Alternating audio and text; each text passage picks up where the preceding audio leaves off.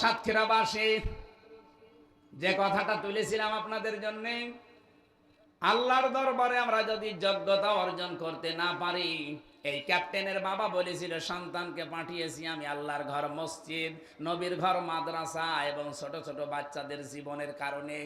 ছেলে যদি সামনে বুকে গুলি লাগে তাহলে নিয়ে আসবা, মাটি দিয়ে দেব। আর যদি পেছনে গুলি লাগে আমার বাড়িতে নিয়ে আসবা না, বন জঙ্গলে অথবা নদীতে সাগরে ফেলে দিবা। পরবর্তীতে সন্তান যখন নিয়ে এসেছে তাকে, হ্যাঁ নিয়ে আসলে কেন? চাচা, আপনার এই সন্তানের পিঠে একটা গুলিও লাগে নাই, ওর গুলি লেগেছে 22টা সব বুকে। তো ওরা যোগ্যতা অর্জন করেছে বিভিন্ন শক্তি দিয়ে, ইমানের শক্তি দিয়েও। আর আমরা কোথায় আছি?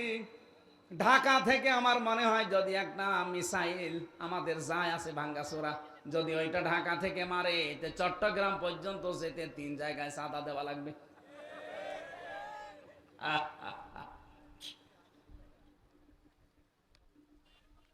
এমনি নেই তো নেই, যদি থাকেও 2-1টা, আমার মনে হয় ঢাকা থেকে চট্টগ্রাম মাত্র 250 কিলো, ও দেশ পারও হবে না, 250 কিলো যেতে যেতে 3-4 জায়গায় চাঁদা ধরবে।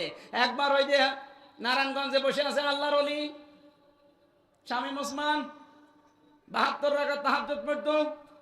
কোরআনটা মিথ্যা কথা, তাহাজ্জুদের নামাজ মাত্র কয় রাকাত? 8 রাকাত নয় 12 রাকাত। তো 72 রাকাত পড়ে, তার মানে জীবনে নামাজই পড়ে না তাহাজ্জুদে। ওই জায়গায় একবার ধরতো। এরপরে কুমিল্লায় আরেক মস্তান আছে, ওই যে বাহার মস্তান, ওই বাহারে ধরতো। এরপরে ফেনীতে জয়নাল হাজারি ধরতো। এরপরে তো চট্টগ্রাম। 3 জায়গায় যদি এই মিসাইল যেতে যেতে চাঁদাবাজি হয়, তো মিসাইল যাবে।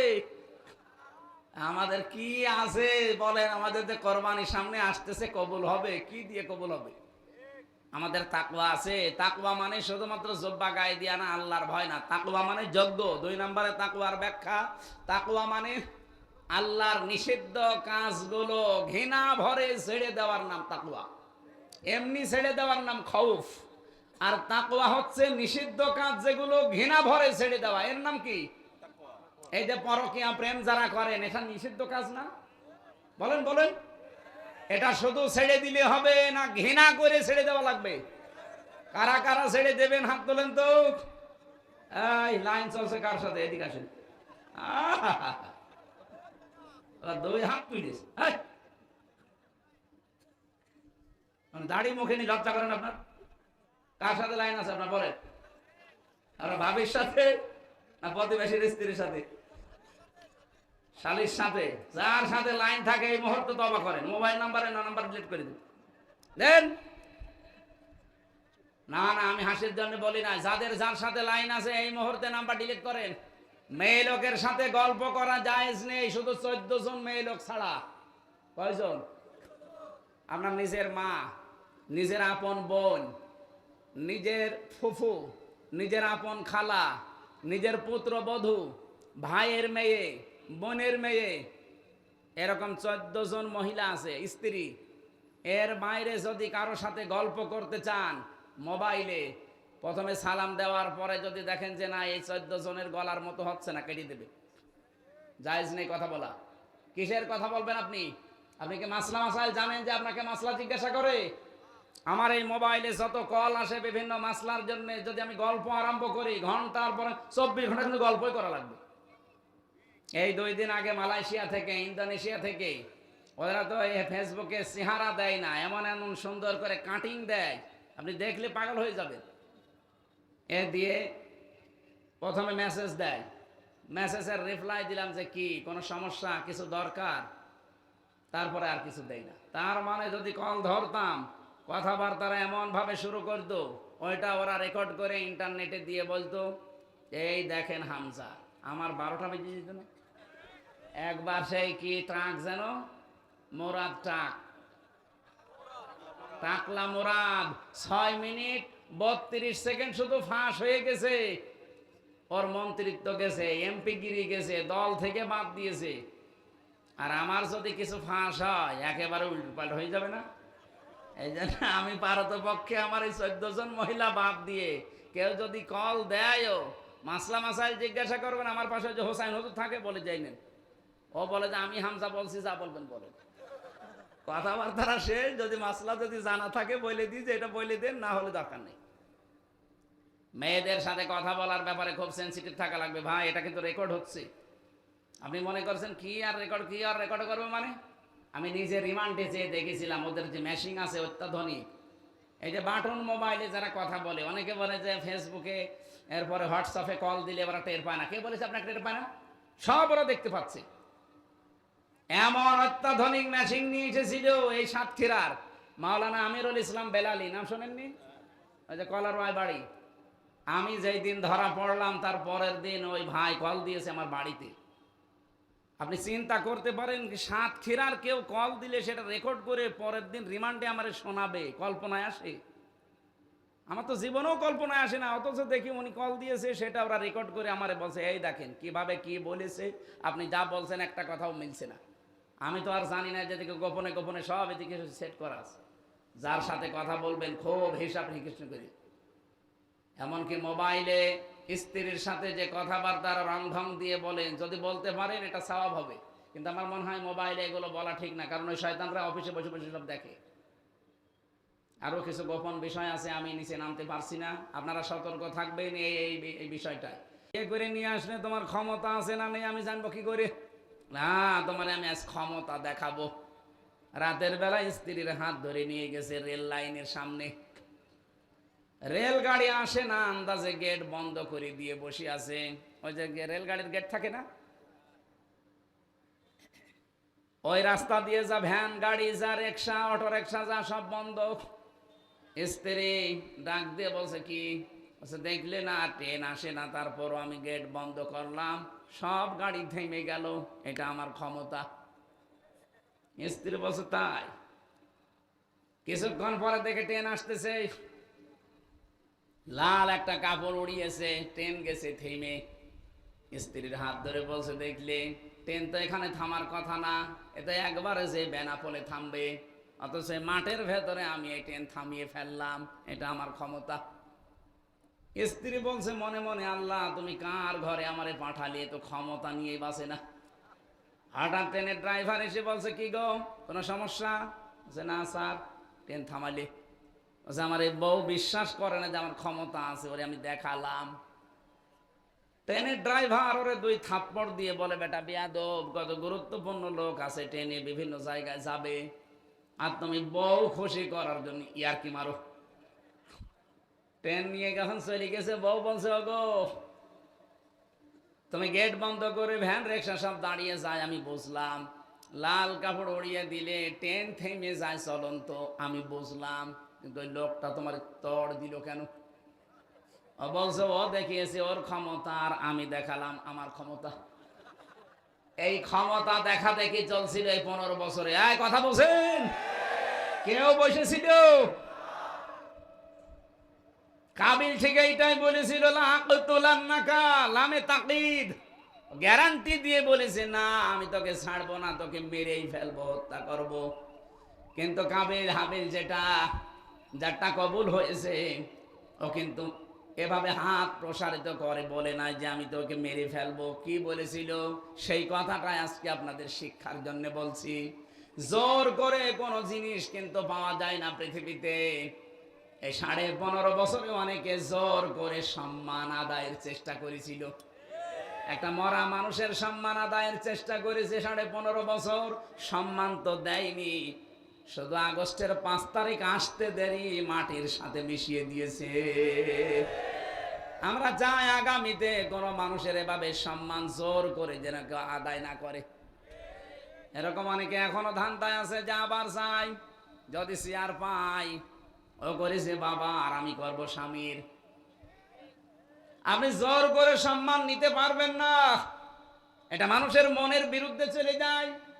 কারণ মানুষকে 3.5 হাত বডির ভেতরে এমন কিছু আল্লাহ দিয়েছেন, জোর করে যা যা পাবেন ওইটাই রিয়াক্ট করবে। কি কথা বলছেন? হ্যাঁ, হয়তো ভয়তে ভয়তে কিছু বলবে না সামনাসামনি, কিন্তু পরিবেশ পেলেই উল্টিয়ে যাবে। আমার দাদা থাকতে আমি বহু সুন্দর সুন্দর গল্প শুনতাম, কিন্তু উনি যে মারা গেছে, জেলে থাকতে আমি জানতামও না। 15 দিন পরে আমার এক কারারক্ষী যে বলছে এক বুড়ো মরে গেছে। বুড়ো মরে গেছে মানে পরে শুনলাম যে আমার দাদা, এই দাদার কারণে আমি মাদ্রাসায় এসেছিলাম। আমি তো জেনারেলে পড়তাম, উনি আমাকে মাদ্রাসায় দিয়েছিল। বলে না, একটা এ বংশের ভেতর অন্তত হুজুর হোক। আল্লাহ তাকে জান্নাতুল ফেরদাউস দান করেন, আমিন। একটা গল্প শুনিয়েছিলেন, এই আয়াতের সাথে একটু রিলেটেড আছে, এই জন্য বলছি। বাদশাহ হাজ্জাজ বিন ইউসুফের এলাকা এত জালেম ছিল, জুলুম করতে করতে সীমা লঙ্ঘন করে ফেলেছিল। পাইক পিয়াদা যারা আছে তারা যে বলছে, বাদশাহ আপনার জন্য তো বাইরে যেতে পারছি না, আপনাকেও গালি দেয়, আমাদেরও গালি দেয়। অবশ্য গালি দেয় কে গো, আমি দেখবো। ছদ্মবেশ নিয়ে বাইরে গেছে, এক গ্রাম্য লোকের সাথে দেখা। ডাক দিয়ে বলছে, বেটা বাদশাহ হাজ্জাজ বিন ইউসুফকে চেনো? বলছে চেনো মানে? ও তো জালেম। কে কে বললে? হ্যাঁ ও জালেম, ও জালেমের বাচ্চা জালেম। 2-3 বার জালেম বলার পর ওর মেজাজ গেছে খারাপ হয়ে। ডাক দিয়ে বলে, বেটা আমারে চেনো? বলছে না। আমি সে হাজ্জাজ। চিন্তা করছে আমার তো মাথা থাকবে না, মাথা নিচু করে বলছে, বাদশাহ নামদার আপনি কি আমারে চেনেন? আছে না তো। যে আমি এই গ্রামের ওই লোক যার মাসে 2 দিন মাথা খারাপ হয়, আজকে তার পয়লা দিন। ও তুই পাগল? 2 দিন মাসে মাথা খারাপ হয়, আজকে পয়লা দিন, আর একদিন হবে। আমি পাগল ধরলাম এতক্ষণ ধরে। পাগল বলে ওই দিন বেশি গিস, তাছাড়া বাঁচার কথা ছিল। আমরাও এই 15.5 বছরে পাগল বলে বেশি আছে। এই কথা বলছেন, জোর করে আদায় করতে চেয়েছিলেন, কি হলো? 14,500 কোটি টাকা আপনি নষ্ট করেছেন এই মরা মানুষটার জন্য। একদিনেই আমার মনে হয় এখন একটা কানও খুঁজে পাওয়া যাবে না। সেদিন কয়রায় যাচ্ছিলাম, যাওয়ার সময় কয়েকটা খালি কান মান কিছু নেই, সব উল্টিয়ে দিয়েছে। এজন্য আগামীতে যারা আসবেন জোর করবেন না, যে আসেন জোর করবেন তো আপনার বাড়িও এরকম 5 বছর পরে শ্মশান হয়ে যাবে। কে কথা বলেন না কেন? এটাকে আমি বানিয়ে বললাম। সূরা নমলের ভেতরে পাবেন 19 নাম্বার পারা 20 নাম্বার পৃষ্ঠার 7 নাম্বার লাইনের 52 নাম্বার আয়াতে আছে, প্রথম অংশে পাবেন। ফাতিলকা বুয়ুতুহুম খাওবিয়াতাম বিমা যালামু। এই আয়াতের তাফসিরে আপনি দেখবেন। আয়াতগুলো লম্বা করা যাচ্ছে না।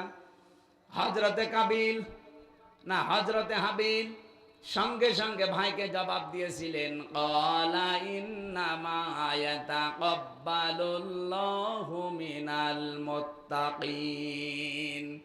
এখানে যদি কেউ আলেম থাকেন আমি তাকে বলছি, আল্লাহ পাক যদি ক্বালা ইন্না ইয়াতাকাব্বালুল্লাহু বলতেন, তাও আমরা অর্থ করে ফেলতাম। মা দিলেন কেন? এই জন্য তাফসীর মাহফিলে আসতে হয়। কেন আল্লাহ মা দিলেন? আপনি ইন্না শব্দের সাথে যদি মা লাগিয়ে দেন, তাহলে বাংলা অর্থ দাঁড়াবে একমাত্র, কেবলমাত্র, শুধুমাত্র, এরাই, এইটাই। শেষে হস্যাই যোগ করা লাগবে। আল্লাহ রাব্বুল আলামিন ইন্না মা দিয়ে জানিয়েছেন। হাবিল তার ভাইকে এটা শুধু জানায়নি, কিয়ামত পর্যন্ত সবাই যারা আসবে তারপরে তাদেরকে জানিয়েছেন, ক্বালা ইন্নামা ইয়াতাকাব্বালুল্লাহু মিনাল মুত্তাকিন। ইয়াতাকাব্বালু এটা মোসারে, বর্তমান, ভবিষ্যৎ, প্রেজেন্ট, ফিউচার। যদি তার ভাই পর্যন্ত সীমা লঙ্ঘন থাকতো, সীমাবদ্ধ থাকতো, তাহলে কিন্তু ইয়াতাকাব্বালু দিতেন না। ওখানে মাঝির সিগা অতীতের শব্দ ব্যবহার করতেন। ইয়াতাকাব্বালু মোসারে দিয়েছেন এই কারণে, শুধুমাত্র এখন কাবিলের জন্য এটা না, কিয়ামত পর্যন্ত কাবিলের বহু মানুষ দুনিয়ায় আসবে। তাদেরকে সতর্ক করে বলেছেন, শুধুমাত্র কেবলমাত্র একমাত্র আল্লাহ পাক গ্রহণ করে থাকে, কবুল করে থাকে। আল্লাহ পাক শুধুমাত্র গ্রহণ করে থাকে, কবুল করে থাকে দুনিয়ায় যারা মুত্তাকি, তাদের ইবাদত বন্দেগী কাজকর্ম, তাছাড়া অন্য কারোরটা কবুল হয় না। যেহেতু ইবাদত বন্দেগীর ভেতরে নুসুকের একটা অর্থ বলেছিলাম। নুসুক মানে কি বলেছিলাম? নুসুক মানে কোরবানি, নুসুক মানে ইবাদত বন্দেগী, নুসুক মানে হজের কার্যকলাপ। 3টা অর্থ আছে। আপনার জীবনের কোনো কিছু কবুল করাতে হলে আপনাকে আগে মুত্তাকি হওয়া লাগবে। এমনকি এই কোরবানিও যদি কবুল করাতে চান, তাকওয়া ছাড়া কোরবানি কবুল হবে না। লা ইয়ানালাল্লাহা লুহুমুহা ওয়ালা দিমাউহা ওয়ালাকিন ইয়ানালুহুত তাকওয়া মিনকুম। আল্লাহ পাক বলেন লান শব্দ দিয়েছি এনাল, এর আগে মোজারের আগে লান আসলে বাংলা অর্থ দাঁড়ায় জীবনেও হবে না, কখনোই হচ্ছে না, হবে না। তোমাদের গোশত, চর্বি, চামড়া, তোমাদের পশুর, এই সমস্ত কোনো কিছু আল্লাহর কাছে পৌঁছায় না। আল্লাহর কাছে শুধুমাত্র পৌঁছায় তোমাদের মনের তাকওয়া। কি পৌঁছায়? তাকওয়াটা কি? বাংলাদেশ, ভারত, পাকিস্তান এই তিনটা দেশে একটু ঝামেলায় আছি আমরা। তাকওয়া বললে আমরা শুধু পোশাকের তাকওয়া খুঁজি, যে বিশাল জব্বা গায়ে দেওয়া লাগবে, সুন্দর টুপি মাথায় দেওয়া লাগবে, হাতে তসবিহ থাকা লাগবে, তাহেরি ভাইয়ের মতো বিশাল একটা পাগড়ি মাথায় দেওয়া লাগবে, আর মাঝে মাঝে একটু জিকির করা লাগবে, হো হো। বিশাল তাকওয়াবান হয়ে গেছে না? তাকওয়ার প্রথম অর্থ হচ্ছে আল্লাহর ভয়, এটা তোমরা সবাই জানি। তাকওয়ার আসল অর্থ হচ্ছে যজ্ঞ। কি বললাম? যজ্ঞ। যোগ্যতা অর্জন করা লাগবে আপনাকে। যে যে জায়গায় আমরা আজ যেতে চাই, ওই জায়গায় পৌঁছাতে হলে আমাদের যোগ্যতা থাকা লাগবে। সত্যি আমাদের যদি যোগ্যতা না থাকে, আল্লাহ পাক আমাদেরকে সাহায্য করবেন না। এখানে কোরআনে কারিমে যত জায়গায় সাহায্যের কথা এখানে আসবে, দেখবেন ঈমানের পরে আল্লাহ হয় সলেহ দিয়েছেন, নাই তাকওয়া দিয়েছেন। আমি আধুনিক ব্যাখ্যা তাফসীর পড়ে দেখেছি, সলেহ এবং তাকওয়া এই দুইটা শব্দের অর্থ, বাংলা অর্থ আসে যোগ্য, যোগ্যতা। শুধু ঈমানে নিয়ে বসে থাকলে হবে না, আপনাকে প্রস্তুতি নেওয়া লাগবে, যোগ্যতা অর্জন করা লাগবে। আজ পাকিস্তানের সাথে ভারত পারছে না, তাদেরকে দেখে দাদা বাবা দোলা ভাই বলে পালাচ্ছে। এটা বাংলাদেশের সাথে হলে করতো না, কারণ ওদের যা আছে আমাদের সে জিনিস নেই। ওদের তো অস্ত্র শস্ত্র পারমাণবিক এগুলো তো আছে, এমনকি ওদের যে ঈমান ওদের ভেতরে। আমি কালকে একটা স্ট্যাটাস দেখলাম, একজন ক্যাপ্টেন তার বাবা পাকিস্তানের আর্মিদেরকে বলছে, দেখেন ছেলেকে পাঠিয়েছি দেশ রক্ষার জন্যে, দেশ মাতৃকা রক্ষার জন্য পাঠিয়েছি। আমার ছেলে যুদ্ধে গেছে। এই পৃথিবীর নিকৃষ্ট জাতি এই মুশরিক, এই উগ্রপন্থী হিন্দুরা। এই দুনিয়ার দুইটা জাতি সবচাইতে নিকৃষ্ট, একটা ইহুদি আর একটা মুশরিক। এদের বিরুদ্ধে যেহেতু পাঠিয়েছি, এমনি পাঠাইনি আমার ছেলেকে। এই ভারত একটা ভুয়া ধোয়া তুলে আমার দেশে তারা জঙ্গি আছে এই কথা দুনিয়ার মোড়লদেরকে জানিয়েছে, যে এই দেশে জঙ্গি আছে, আমরা জঙ্গির ঘাঁটিতে বিমান হামলা চালিয়েছি। এত বড় মিথ্যা কথা আপনি দুনিয়ার মানুষকে শুনিয়েছেন, আর মানুষ বিশ্বাস করবে? আপনি জঙ্গি ঘাঁটিতে যদি বিমান হামলা করেন, তাহলে জঙ্গি যেখানে আছে সেই জায়গায় মারলেন না কেন? আপনি তো বিমান হামলা করেছেন মসজিদে, মাদ্রাসায়, শিশুদের উপরে। এই কথা বলছেন না কেন? এরা আপনি দেখেন না মসজিদ ভেঙে চোরমার করে দিয়েছে, মাদ্রাসায় মেরেছে বোমা, ছোট ছোট বাচ্চাদেরকে দুনিয়া থেকে বিদায় করেছে। কেন আপনি এই বেসামরিক মানুষ মারলেন কেন? আপনি যদি জঙ্গি হামলা করেন, তাহলে জঙ্গি যেখানে আছে সেখানে মারেন। এই ভুয়া ধোয়া তুলেছিলেন 54 বছর এই ভারত আমাদের সম্পর্কে, যে আমাদের দেশে নাকি জঙ্গি আছে। এটা যে দাহা মিথ্যা কথা, তার প্রমাণ এই 9 মাস 3 দিন। এই 9 মাস 3 দিন চলছে, আজ পর্যন্ত দেশে একটা জঙ্গি ধরা পড়লো না। কি কথা বলেন? জঙ্গি নেই ওই দেশে, কারণ আমার মতো মানুষকে ওরা জঙ্গি বানিয়েছিল। তাও জঙ্গির প্রধান নাকি আমি, আনসারুল্লাহ বাংলা টিমের প্রধান। ও ছাতা যে কি আমি আজ পর্যন্ত জানি না। কারণ এই জঙ্গি নাটক যিনি লিখত তিনি পালিয়েছে। এক কথা বলে না কেন? তাদেরকে আজ নিষিদ্ধ করার জন্য সারা বাংলাদেশ এখন সব এক জায়গায় হয়ে গেছে, এখন আর দল মত নেই। আমরা চাচ্ছি খুব তাড়াতাড়ি তাদের নিষিদ্ধ করে দেন, নয়তো প্রায় 4500 কত 4500 মানুষ অলরেডি ইন্ডিয়াতে পালিয়ে বসে আছে। তারা ওখানে বসে বসে হাওয়া খাচ্ছে না। আরে ভাই, তাদের কিছু না থাক, তাদের ব্রেন তো কাজ করছে। তারা ষড়যন্ত্রে মেতে আছে। ওরা ওই দাদা বাবুদেরকে দিয়ে দেশটা অস্থিতিশীল করার জন্য চেষ্টা চালাবে। এই জন্য ওদের ব্যান্ড করে দেন, নিষিদ্ধ করে দেন। ওদের কোনো কাজ কারবার দুনিয়ায় যদি না চলে, তাহলে এই দেশটা অন্তত নিরাপদ হয়ে যাবে। নয়তো সামনে যদি ওরা আবার কোনো কলু তৈরি করে দেশটাতে আবার হত্যাযজ্ঞ চালায়, এই দায়ভার কিন্তু যারা এখন দায়িত্বে আছেন তাদের নেওয়া লাগবে। এই জন্য আহ্বান জানাচ্ছি এই জনতার পক্ষ থেকে, যেহেতু ঢাকা এখন যেতে পারছি না, এইটাই আমরা ঢাকা মনে করছি। এই কথা বলেন না কেন? শাহবাগের সাথে 100 ভাগ একাত্মতা প্রকাশ করে আমরা জানাচ্ছি, এই মুহূর্তে তাড়াতাড়ি সকাল হতে হতে এই ফ্যাসিস্ট, এই খনিদেরকে দেশ থেকে নিষিদ্ধ করা লাগবে। যারা পরকীয়া প্রেমী আছেন, যেহেতু এটা অবৈধ কাজ, একটা হারাম কাজ, আজ কত মানুষ এভাবে 2-3 মাস 5 মাস 6 মাস 1 বছর লাইন করে আর পাত্তা দিতে চায় না। তখন দেখা যাচ্ছে মেয়ে যে বাড়িতে বলে যে আমি অনশন করলাম, আমার বিয়ে না করলে আমি মরে যাব। এই দেশে হয় না, এলাকায়। এই জন্য আমাদের সতর্ক থাকা লাগবে। আল্লাহ আমাদেরকে নিষিদ্ধ কাজগুলো ঘৃণা করে ছেড়ে দেওয়ার তৌফিক দিন, বলেন আমিন। সম্মানিত মা বোন যারা এসেছেন, খাদিজাতুল কুবরার দিকে আপনারা তাকান। জীবনে মহিলা 1 ওয়াক্ত নামাজ পড়েনি। আমাদের এই মা 1 ওয়াক্ত নামাজ পড়েনি, একটা রোজা রাখেনি, জীবনে একটা দিনের জন্য পর্দায় ছিল না। আপনি খাদিজার পুরা জীবন পড়ে দেখেন, 1 ওয়াক্ত নামাজ পাবেন না, রোজা পাবেন না, জীবনে একটা হজও করেনি, একটা টাকা যাকাতও দেয়নি, একদিনের জন্য পর্দায় ছিল না।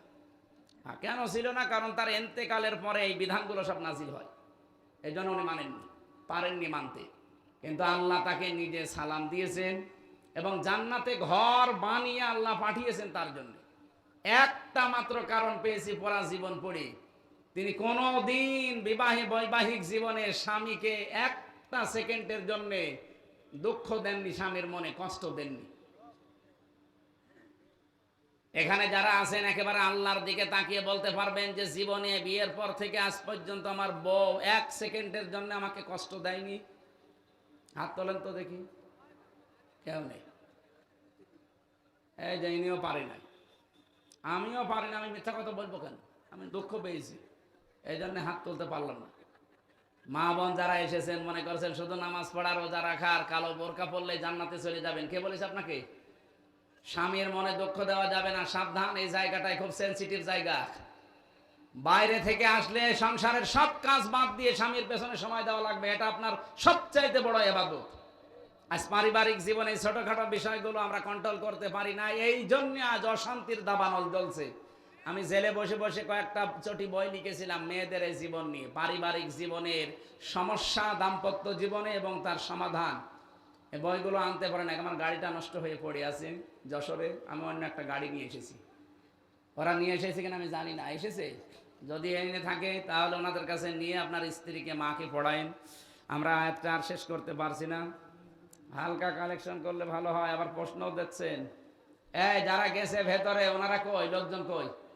যা যে নিয়ে এসেছিলেন আপনারা একটু পারলে দিয়ে দেন তো ভাই। আর আগামীতে আমি আবার বলছি, আমার রাত সর্বোচ্চ 9টা থেকে 9:30 স্টেজে তোলাই লাগবে, না হলে আমার নিয়ে আসবেন না। মেয়েটির জন্য কন্যা সন্তান হয় না, তার মাথায় পানি ঢেলে দেন। আরে মাথায় পানি ঢালা লাগবে না, এমনি দোয়া করে। হযরত আমার আব্বা খুব অসুস্থ। হ্যাঁ ঠিক আছে। কয় আপনারা গেছেন ভেতরে? কয় লোকজন? কয় আপনার সেই লোকটা কয়? একটা লোকও তো দেখি না। কালেকশন বারবার করেছেন তো, এই জন্য মানুষ তো বিরক্ত। এখন 12টা 10 বাজে, এখন তাহাজ্জুদের সময়, আমি আর টানতে পারছি না। আল্লাহুম্মা আমিন। লা ইলাহা ইল্লা আনতা সুবহানাকা ইন্নী কুনতু মিনাজ জালিমিন। আল্লাহুম্মা গফিরলি ওয়ারহামনি ওয়াহদিনি ওয়াফিনি ওয়ারযুকনি ইয়া রাব্বাল আলামিন। আল্লাহ বিশাল আয়োজনে যারা শ্রম দিয়েছে এই মানুষগুলোকে কবুল করে নাও। এলাকায় মাটির নিচে যারা ঘুমিয়ে আছে এদেরকে তুমি ক্ষমা করে দাও। আল্লাহুম্মা আনসুর ইখওয়ানানা ফি পাকিস্তান, আল্লাহুম্মা আনসুর ইখওয়ানানা ফি ফিলিস্তিন, আল্লাহুম্মা আনসুর ফি ইখওয়ানানা হিন্দুস্তান। রব্বুল আলামিন, মুসলমানরা যেখানে কষ্টে আছে, মুসিবতে আছে, তাদেরকে তুমি বাঁচাও। এই সাতক্ষীরার মাটির নিচে যারা ঈমান নিয়ে ঘুমিয়ে গেল এদেরকে মাফ করে দাও। সম্মানিত মা বোনদেরকে তুমি খাদিজাতুল কুবরার মতো